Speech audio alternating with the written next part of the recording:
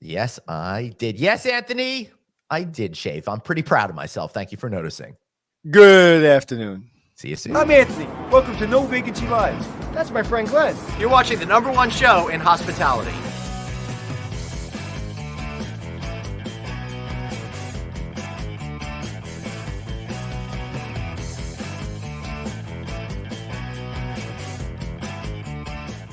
Hey everybody, thanks so much for joining us on another fun-filled episode of No Vacancy Live. That's Anthony Melchiori. I'm Glenn Hausman. I love that you are spending either our morning with us, your lunchtime with us, or if you're in Singapore, maybe middle of the night with us. How are you? Or maybe you're listening to us on Sunday afternoon while you're walking your dog. That is true, and it's okay. It's okay. You could pick up that dog poop. It's all right. No, if you're listening to us on a Sunday when you're supposed to relax and not think about work and you're walking your dog, that's not okay. I would argue on Sundays is a great day to check out our catalog of shows. All the great interviews we've done, over 740 something episodes, give or take, over there. How is that possible? That we've done that many episodes? Yeah, I've done with you, 500? At least. Yeah. Like if I look at the episode count, yesterday that's 500 hours, 743. Yeah, I don't know. It's pretty cool. I absolutely love it. I want to thank everybody for making us the #1 podcast in hospitality again for 2 years in a row. The only 2 years they've done this thing. So, are you ready to talk a little bit about what's going on with the state of the financial side of the business today? Yeah, because I think we're in that stage right now, and our next guest knows better than anyone. But we're at that stage right now where it is or it isn't. We're not sure, and I think that is the most. That's the scariest place for financial people to be in. Yep. If they're in during COVID, everything shut down. They know where they were. When things are good, they know where they are. Yep. And it's like, well, is it or isn't? Wait. Recession is definitely going to happen, but people are still spending money. Wait, inflation is still happening. And the prices aren't coming down, but they're supposed to be coming down. So I think anybody that thinks that they know what the hell's happening, I want to talk to him. So hopefully he knows. We're gonna find out right about now. Daniel Lesser, co-founder, president, CEO, LW Hospitality Advisors. Now, Dan, we were talking just before we went on air. Anthony was not present for this conversation. It's been 18 months now. I keep hearing the recession is 6 months from now. What's going on? Why can't we figure out the state of the economy? In my whole career, getting on 25, 30 years here, I've never felt this weird about not knowing the future before. Oh, really? I have. But anyway, go ahead, Dan. Well, first of all, great to see you both. And thank you again for inviting me. It's such a great question, right? Because if you think about it, the lodging industry fundamentals are very much driven by the underlying economy. And this is the most predicted recession in my career, right? And it's just been going on. And you have all these prognosticators, some of which are very bullish and others that are bearish. By the way, many of these folks are very well known and respected, economists, venture capitalists, what have you. And it seems to be kind of all over the board. So the answer to your question is, you know what the reality is? Nobody knows, right? Nobody knows. Well, I think we're in one of those definitions of recession when somebody else loses their job, depression when you lose your job. You look at what's going on in the tech sector, for example. Wall Street decided that everybody's got to get rid of 6% of their workforce for some reason, right? And that's not the case in hospitality, where we're still in estimate about 1 million jobs short. Microcosm of kind of up is down, down is up. I had early breakfast with a friend of mine. Yeah. This is exactly what was on the menu. It's a regular diner, a New York diner. It's in Queens, and he had an egg white omelet with tomatoes. I had an egg white omelet with mushrooms. I had a small glass of apple juice. He had 1 cup of coffee. With a 20% tip, how much was our check? And I wanted, before you say it, the diner was packed. How much did that cost? $32. $60. Oh, plus I would have said plus 3.5% for the credit card fee. No, We pay cash. I'm also- Italian. I'm Italian. I pay cash.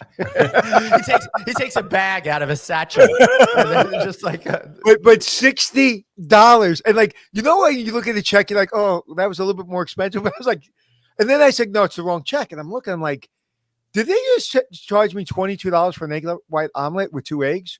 Holy crap! Now I don't get mad at the diner. I don't, because I know they're getting crushed with wages, and they're getting crushed with taxes, and they're getting crushed. I have a friend that has a very successful diner in New York City, and he says, Anthony, if I make 5%, I'll be lucky. So if he grosses $3 million, 5%, $3 million to work 18 hours a day, 7 days a week, he might as well go get a regular entry level job. So I understand it, but I guess the reason I'm bringing it up is not the $60. I'm bringing up that it was packed. Yeah. So Dan, what's your observation on that? It's getting really expensive out there, but it doesn't seem to be impacting what I'm seeing with what he's seeing, what I'm seeing in airports, what I'm seeing in every hotel I'm in. It's crazy. I have not been on a plane in the past, 9 to 12 months that had an empty seat on it. So to Wait, your let point, me guess. You hear, tonight there's limited room on today's flight. Please bring up those bags right now. That kind of a thing. Every single flight. Woo. right. Go on. I please, mean, sorry. it is incredible. I think there's still a lot of unleashed pent up demand that's still being brought into the marketplace, right? And listen, I think generally there's been maybe a shift in sort of mentality of. COVID was obviously a real awakener in terms of people's mortality, right? So you might as well live today and, sure, save for tomorrow also, but make sure you live for today.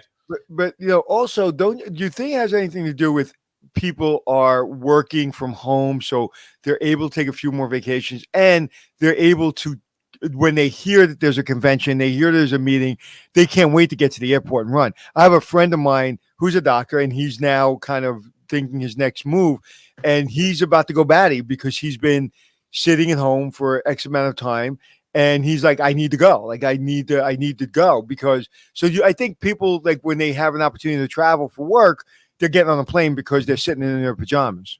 Right. And we've heard a lot about this, since the pandemic. I hate the term, but it is a term, bleisure, right? Ugh, I hate that word too. Yeah, but the reality is that the demand is shifting, right? And who was it?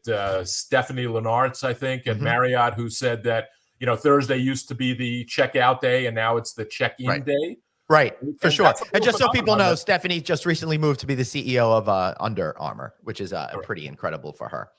Yeah, but you're absolutely right. Now, I don't think the hotel industry has really caught up to that yet. Every event I go into, they're still forcing the classic cylinders of business. This is either business or it's leisure, and never shall their paths meet, kind of like the casino business and the traditional hotel business. Big barriers between them.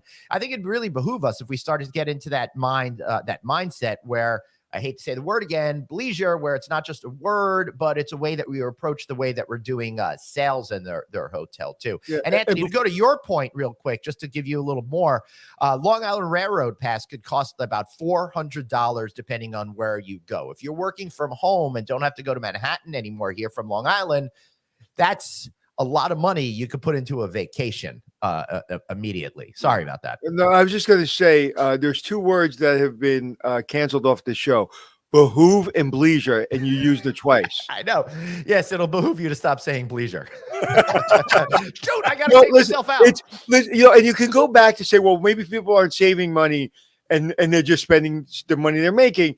But even when things were good, America didn't save money.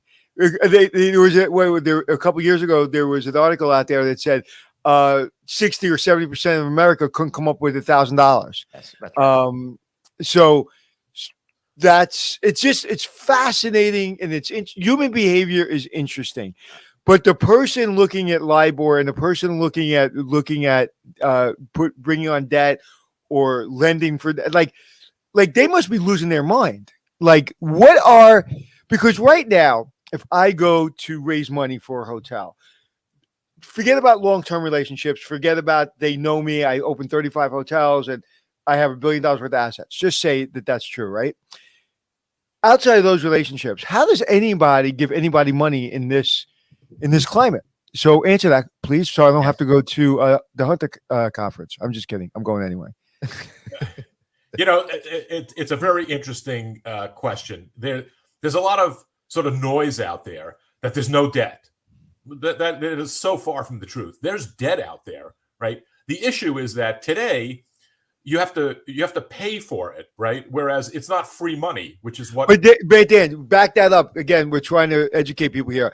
There's no debt out there. What does that mean? And when you said you just have to pay for it, what does that mean so people understand? Well, that means that interest rates now require that if you borrow money, whoever's lending you the money requires a return on that money. Whereas not long ago, when interest rates were nil, right, you could borrow money essentially for free. Right. So that's not the case anymore. It's really interesting. Yes, interest rates are up from where they were 18, 24 months ago. No ifs, ands, or buts, but everything's relative in life. Right. If you look back over 40, 50 years, Anthony, I think you were around in the early 80s when prime was 20%. Right. Yeah, my mother paid for a mortgage 18%. Right. So everything's relative in life. Yes.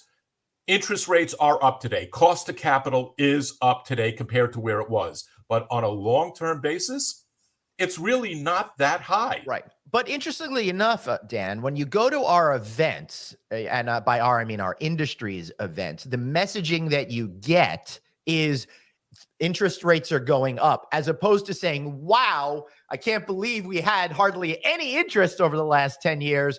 Now we're getting back to below normal of what it is. People are looking at it, and I think it affects the psychology of business because they're saying, oh, it's going to cost us so much more, with the perception that it's never been so bad in our entire careers.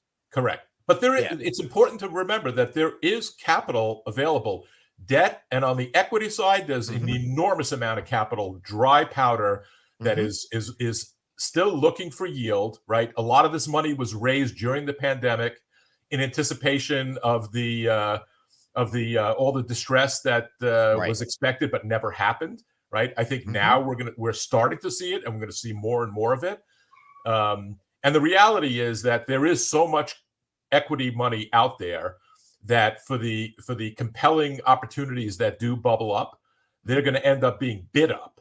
And so you're going to end up with distressed transactions that do not necessarily reflect distressed pricing. Right. So how does this all reflect? Because I'm hearing, if you could go a little bit more into depth about this, I've been hearing about a lot of CMBS loans are coming due this summer, and that's going to kind of change the investment game for a lot of people. Could you explain what I mean by what I just said and the ramifications of course. That? Well, I mean, in very simplistic terms, and just throwing out numbers, for example, right? A CMBS deal that was done 5-7 years ago at pick an interest rate, 3-4%, right? And that debt is maturing, right? And needs to get refinanced, right? Well, guess what? The cost of that money today is 2 to 3 times what it was when the deal originated, right? So that's going to create tremendous opportunity for rescue capital, for trades. It's going to create a lot of transaction activity in the market. The other thing too is that there are still quite a number of assets out there that have been PIP deferred, right? Yes. And the brands are nobody's playing nicely in the sandbox anymore. Let me just explain what he's saying is that the brands force you to make certain improvements for the overall quality of the brand, and a lot of those bills are coming due right now. Dan, continue. Right, and they were very flexible during the pandemic, as were lenders, right? But that party's over. Nobody's playing nicely in the sandbox anymore.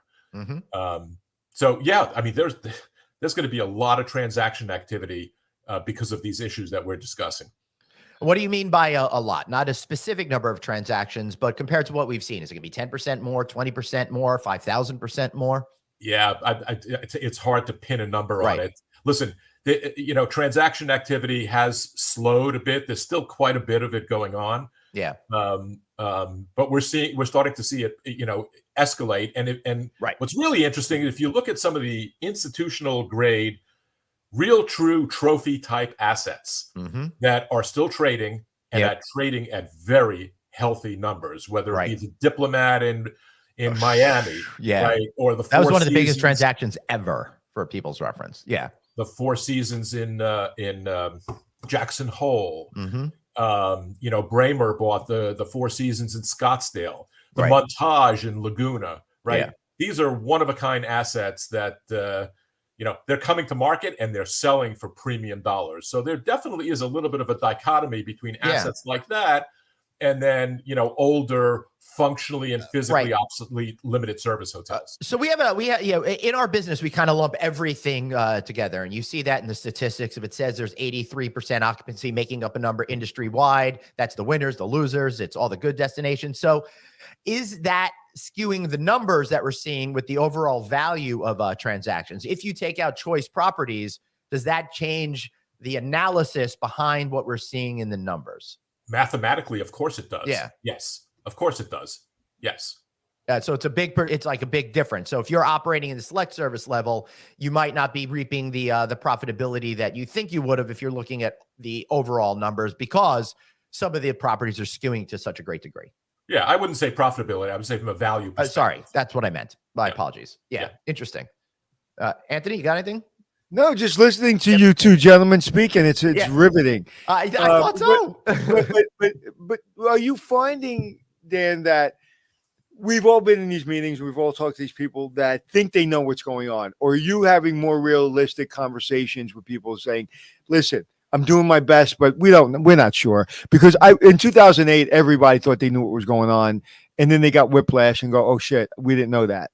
I will say, Dan, I was on the panel around that time, and I started getting worried because I was a general manager of a hotel, and I started seeing my booking window not have a booking window. I saw my groups losing 50% groups. I started seeing everything come up, and I was on the panel, and I said, I think where the star, whoever said that we're getting ready for budget season, and they were saying it's going to be 4% RevPAR increase, whatever. And I budgeted. I'll remember this to the day I die. I budgeted -3 RevPAR increase, and the owner trusted me, even though he yelled at me a little bit. Right. And it was a lot worse than that. So I don't think anybody was in reality in 2008. Where are people today? Listen, everybody's doing the best they can with the available data, right? And as we've said several times during this conversation, nobody really knows what's going to happen tomorrow, right? The fact remains that hotels are terrific hedges against inflation. That's right. Because of the fact that you constantly reprice rooms, right? In an up market, that's a beautiful thing. In a down market, it can kind of kill you, right? The sector clearly has perfected yield management, no different than the airline sector, right? An empty room for one night is a perishable commodity that you can never recapture. Mm-hmm. And so, it really depends market by market and asset by asset. But listen, I was actually talking to somebody yesterday who was suggesting that our projections were way too optimistic. Why? Because it's never happened. Even during the peak, quote unquote, it never happened, which is true. It never did happen. However, this is an institutional grade piece of real estate in a kind of a secondary market and not a great location within that market. Probably should have never been built to begin with. However, it's there, right? And it was built at over $400,000 a key, and we're kind of estimating it's worth about $125,000 a key. Right? It's a beautiful asset. Yeah. It's just in the wrong location, right? Right. So at the right price, everything works. Right. Yeah. And to get back to what you said about perishable, I always say container of milk, it gets poured down the drain when it's not used. Same thing with a hotel. You can't go back and do the hotel room again. You can't sell a hotel room on February 2nd, 2021. Again on February 3rd, 2021. That was a different room. You can't get that money back. Also, you said something which I think is critically overlooked when people are looking at our industry. We are insanely good at yield management, to a fault almost. We're almost way too obsessed with it. To the point where, listen, in 2008, we wouldn't have seen what was happening. We wouldn't have seen that demand was there, so our price was there 2 seconds later. 2008, if the demand started coming back, it took us a couple of days to catch it. Now we know at 7:01 that the demand's better than it was at 7 a.m. That's one. And two, I think people are financing, and you, again, tell me if I'm wrong, they're financing for the downturn. They're financing for that. Okay, if you're saying we're going to pro forma at 70% occupancy at a 220 rate, but we're going to land at a 40% or 50% occupancy at a 180 rate, and then you have to come up with the difference. I don't know if you saw that a lot in 2008. I mean, 2008 was another lifetime ago, right? And the reality is that it's very hard to sort of predict the future, right? Nobody can predict on September 10th what was going to happen on September 11th, right? March 1st of 2020, right? COVID was still, over there on the other side of the world. Mm-hmm. Well, listen, investors don't make money sitting on cash, right? They got to deploy it and get some sort of return and yield on that money. Yeah, absolutely. And so there's so much of it out there that is sitting in cash today that needs to get deployed, that we're actually seeing some equity investors, although cost of debt is rising, they're willing to take a lower return on the equity because they need to get it out. Right. And talk about that. You did it last time, but talk about it again for those kids coming out of college and young managers, the difference between, the equity and the debt side and how that works, just so people understand that, because it seems pretty simple, but I get questions like that all the time. Well, it doesn't matter whether it's a hotel or a house, right? When it sells, right, it can sell all cash, which means that it's all equity, right? Mm-hmm. Or it could sell with some financing provided by a lender, right? And the financing that's provided by the lender is considered debt, right? So if you finance 75% of an acquisition, right, then 25% is your equity and 75% is the debt. Right. Yeah. Excellent. Dan, people think about investing differently. And one of the things that I've been tracking, full disclosure, I've been working with the folks over at Zell Capital Partners that do sale leaseback type of financing. I'm really enjoying the education profit. Do you see this as becoming something that'll be more mainstream in the hospitality, and why? And for those of you who don't know what that means, it's all about selling the land and the building, but you keep your operating company at the same time. And then you even have a window to be able to buy it back. So how do you see this, Dan? I've seen some of that. I haven't seen a whole lot of it. I mean, let's face it, that really is a financing strategy is what it is, right? But when you think about the fundamental notion of leasing land and building, right, it's a much riskier position than if you own it outright, because you have to pay rent before you put $1 in your pocket, right? So whatever profits come out of the enterprise, you then have to pay the landlord a return on the value of the land and the value of the building, and if there's anything left over, that's what goes into your pocket, right? As opposed to if you own it outright, right, and you pay your debt service, well, then you get your return on your equity. So sale leasebacks, I mean, it's really not something new. It's just a different, it's not new. It's just a different way of looking at the strategy and an ability to deploy cash you would have used tomorrow, today, in another type of an investment. So say I got a hotel behind me. I sell that. I sell the building. I sell the land. Now I got a big chunk of cash. I might be able to invest it into another property that I own outright, and therefore be able to get from point A to D a little bit quicker than had I just pulled out a percentage of the cash flow from that existing property throughout. Correct. So, yeah, I think that's really interesting. And the major casino resorts in Las Vegas have all done that, sold the buildings and the land, and now like MGM pays rent. Anthony? Yeah. I don't know if I asked you this question, but I know I've asked it here on the podcast, and I wonder if the answer is different now further down the line. When people are looking at projects, are the employment issues becoming a problem? It's like, well, I want a full service, but I can't find dishwashers. I can't find bartenders. I can't find waiters. So are you starting to see people like, yeah, I love full service, but I just can't deal with the brain damage? I mean, yeah, listen, labor it has been and continues to be and will continue to be a huge challenge. There's no question about it. I think the lodging industry has a little bit of a bad rap when it comes to, labor, and it's a tough business to work in from an operational perspective. The hours are extremely long, right? Hotels never close, And unfortunately, this goes back my entire career. The compensation is not that great. There are better opportunities out there. And so it's a real struggle. But again, the compensation isn't great at what entry level position is compensation great. It takes 2 or 3 levels to make decent money. You can get a kid that's 23 years old, and by the time he's 27, make easy mid 6 figures in this industry. At 27. So I think that again, having it in my own career where people say you can't make money in this career, I've done pretty well pretty early on at a very young age, and then just kept on capitalizing on it.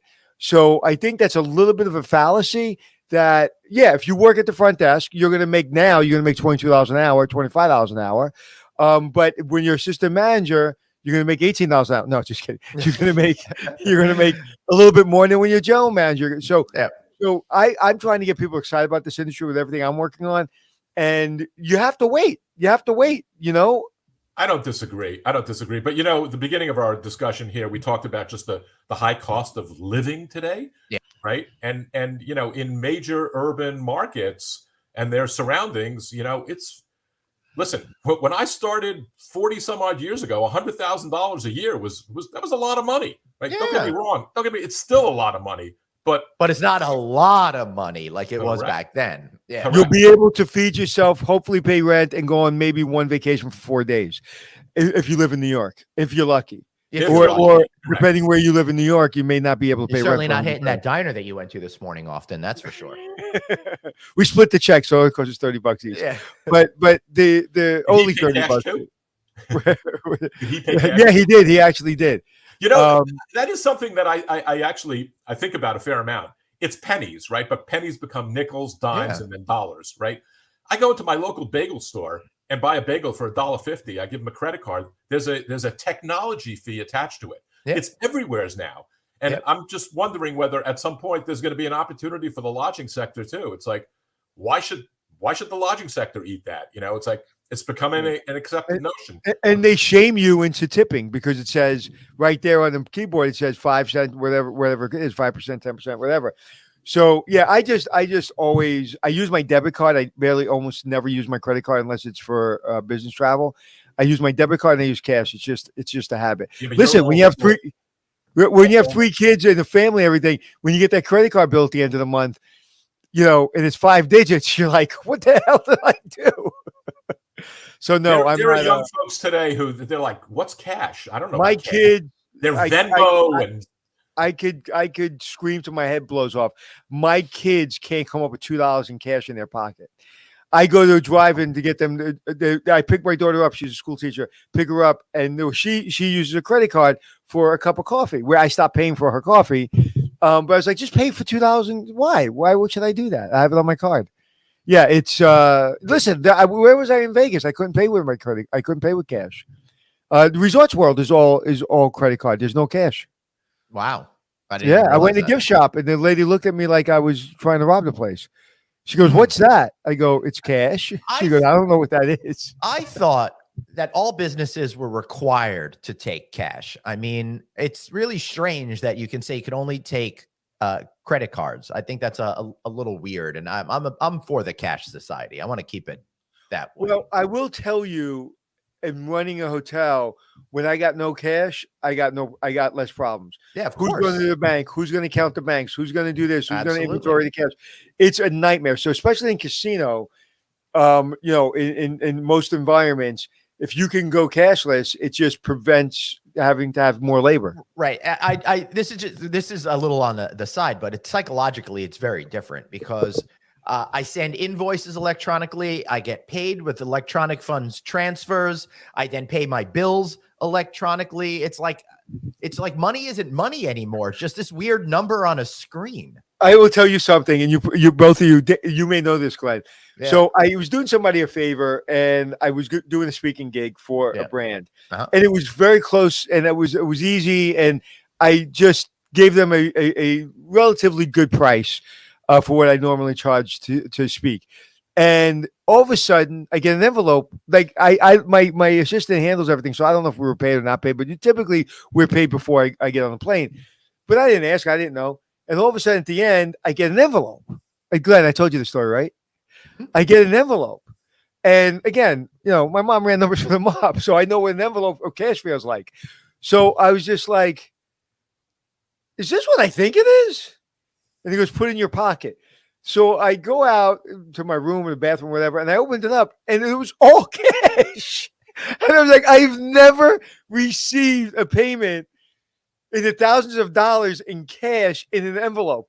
Now, I paid taxes on it. I claimed it, but it's like it was such a weird feeling to have that envelope in my pocket. Just so the IRS knows, it happened 8 year ago, right? This sits 7 years No. ago. I claimed it, but you never know. You never know. I claimed it, but my point being is it was so foreign. That's how everybody got paid back in the day. Yeah. I remember, back in the day getting paid like that, but to have a brand give me an envelope full of cash was funny. That Anyway. is funny. So, Dan, what do you see? You're talking about all the cash sitting on the sidelines and all of that. They've got to invest their money. Where are they going to be investing, do you think? What are the property categories and what are the locations that you think are going to yield the best opportunities in the coming year or so? Great question. Listen, the flavor du jour for a while now has been, fairly new select service. Yep. Right. And there's nothing wrong with that. Great assets, but I don't think you'd necessarily find bargains in that part of the world. I think the real opportunity is in downtown major urban cores. Oh, right? Let's make that a pull quote, because the last few years it's been the opposite. Why? Correct. Well, why? Because listen, COVID was a terrible thing for downtown urban cores, right? And crime has become a significant issue for most downtowns. Look at San Francisco. It wasn't that long ago that San Francisco was a darling hotel market.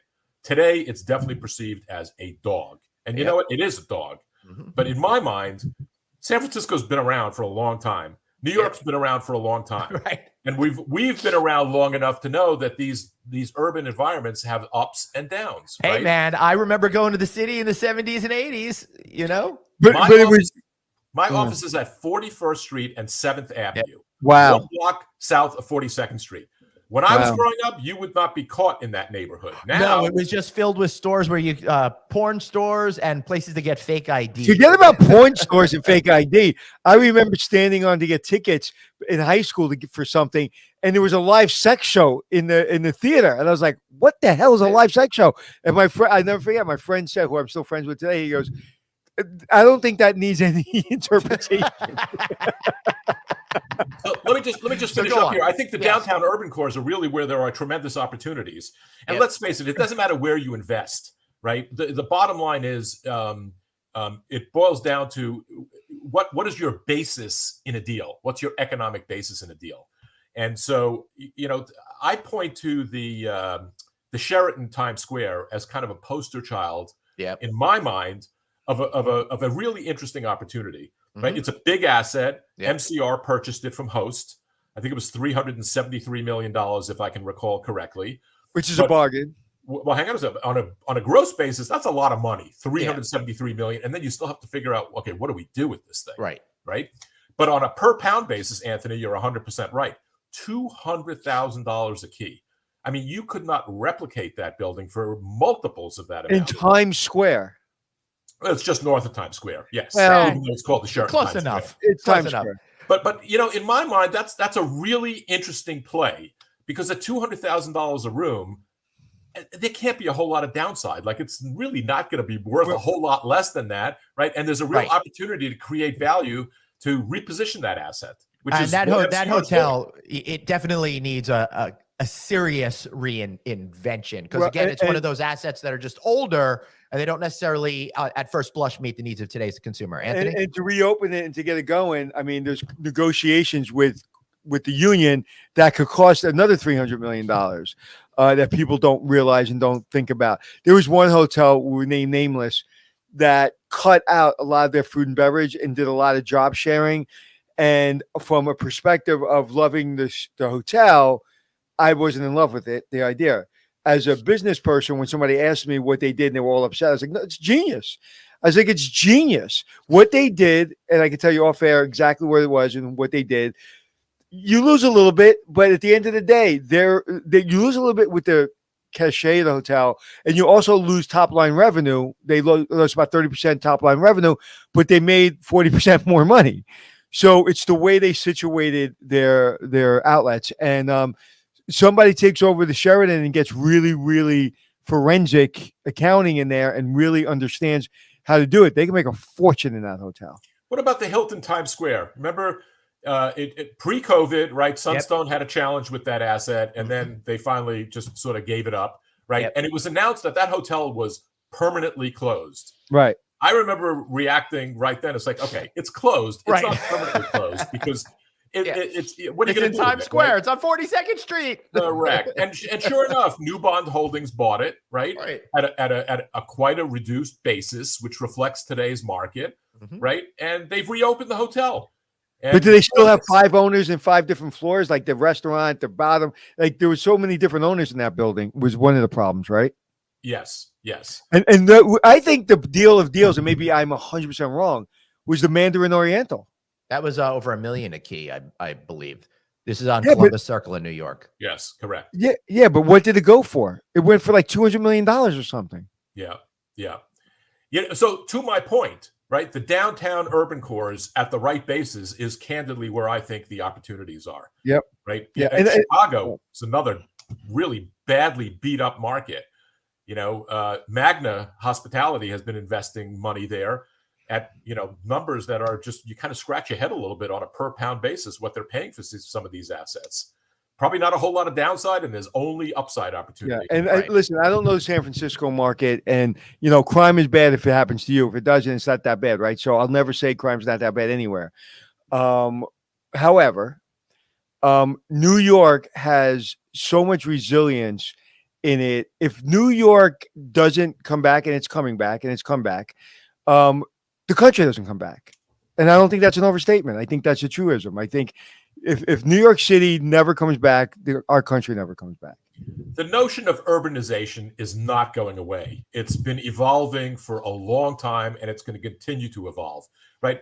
Look at rents in New York for residential. Look at condo prices in New York. They are sky high because people want to live in downtown urban cores, right? They may not want to go to the office, right? They may want to work remotely from their high-rise condo, right?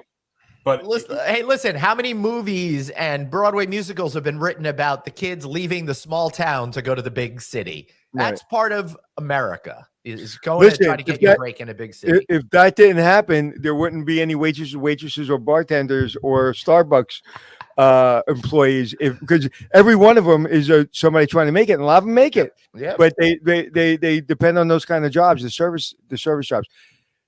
Listen, I'm a glass half full person. I have tremendous optimism about our profession and our cities, but we're going through it right now. And I think the less, as we get a little further away from a lot of divisiveness, and I think hopefully after this election cycle and we get some normal things going on, I won't say normal people, but I'll say normal people in all the leadership positions, whether it be Democrat or Republican. I think, like everything else, it comes and it goes. So I think the divisiveness, it's the worst I've ever seen by a long shot, but I just can't imagine it's going to stay that way.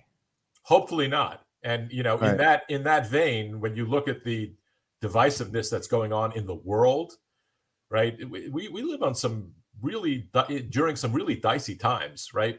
Wars are always over there, right? Yeah. But there are wars going on, and there's more that's being talked about, right? China, Taiwan, Israel, Iran, right? I know it's all on the other side of the world, but that's not. If you look at that, listen. If you look at every decade, every generation, we were talking about this not too long ago. If you were born in 1910 and you were lucky enough to live to 100 years, think about the depressions, the recessions, the wars that you lived through. The time you get 100, you want to close the coffin and say, "I'm out," because it's always something. I mean, even if you lived 80 years, and like you just my kids lived through Sandy, which destroyed our neighborhood. lived through a pandemic. They lost, their proms, their graduations, all of that.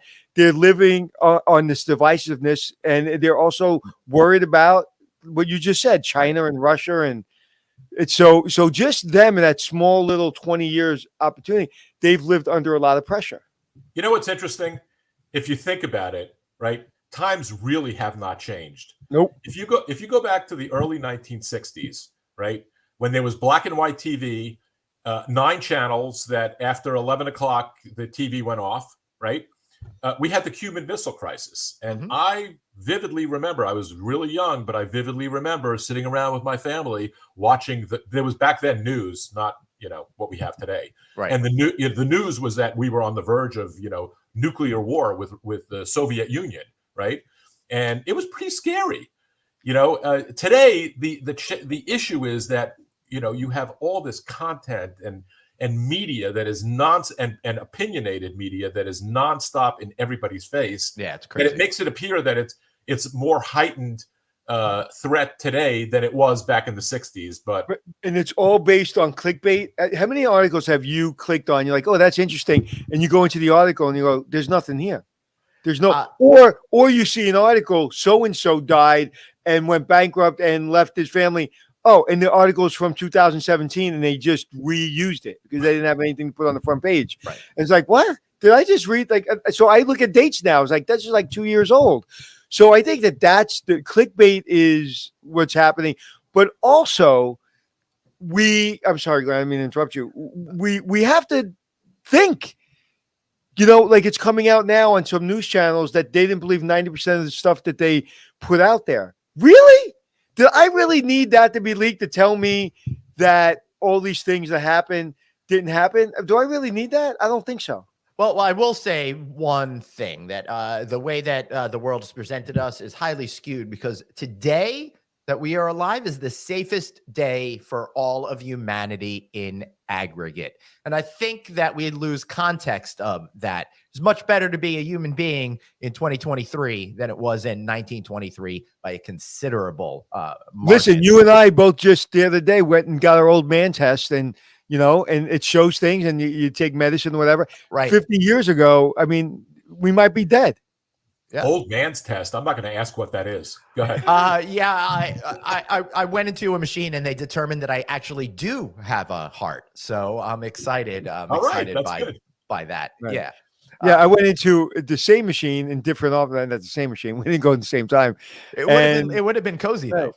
Right. But it's listen, we're at the ages that medicine can save us, and medicine can help us and we have to do better and eat better. And I lost 12 pounds and I didn't know I had 12 pounds to lose. So, it's just a matter of taking care of yourself. And like you said, the world is much from a medical standpoint.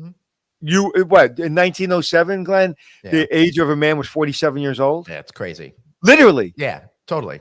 Yeah. Literally. And what was minimum wage when I was 13? I looked up the other day, was $2.35. Wow. Yeah. Wow, Now that's crazy. Dan, why don't you bring us home? Give us a big overarching thesis for what you want us to walk away with today. Dan's like, I don't want to work that hard. I don't want to just say goodbye on this note, so I want to bring it back to what we were originally talking about. Listen, I'm an optimistic person. I like Anthony. The glass is half full, right? We live in spite of all the issues and challenges that the United States has, we live in the greatest country in the world. I think we live in some amazing times from a technological perspective. Sure, there are lots of challenges. Within the lodging space, I'm very, very bullish on the lodging sector. I think there are tremendous opportunities. I think the sector has finally embraced technology and figured it out. The sector is also very forward-thinking now and much more proactive as opposed to reactive. So yeah, I think and there are some really interesting opportunities out there from an investment perspective. Right. And I think we're going to see more and more of that develop as time goes on. And these are exciting times. Cool. Awesome. Dan, thanks so much for being here. We really appreciate you. Great to see you both. Thanks for the invite. Take care. Have a great day. Bye-bye. So I think the message, Anthony, is that no matter what the market circumstances are, there's always opportunity to be found. Yeah. Kim posted, maybe you want to pull it up. It's my favorite song of Billy Joel's songs. Yeah, and I'll put I have my kids listen to it because I don't want to be blamed. We did not start the fire. Billy Joel said it, and it's true. We didn't start the fire. If we would take that song and update it to 2023, you would be able to just same stuff, just change the names, right? Yep. Just same stuff, change the names. And and listen, when we're gone, there's going to be other stuff. Robots are going to be eating the world, and we're going to be fake, and you and I are going to do the podcast. Matter of fact, should we tell everybody we're doing this podcast and it's really AI? It's not really us. We shouldn't. I'd like people to continue to believe that I'm not in bed napping right now. All right, brother. All right, let's get out of here, everybody. Listen, you like watching us, but why not listen to us? We got a couple of texts saying, hey, we listen to you all the time. So why not listen on Apple Podcasts, iHeartRadio, Stitcher, SoundCloud, wherever you get your downloads. We are there. And if you're listening to us now, tune in, look at our happy faces sometime on LinkedIn, Facebook, YouTube, and all of our shows are housed at NoVacancyNews.com. And of course, YouTube, he's at Anthony Hotels. I'm Matt Traveling Glenn. Remember, you've got one life, so blaze on and be kind to yourself. See you next week. Are you being kind to yourself?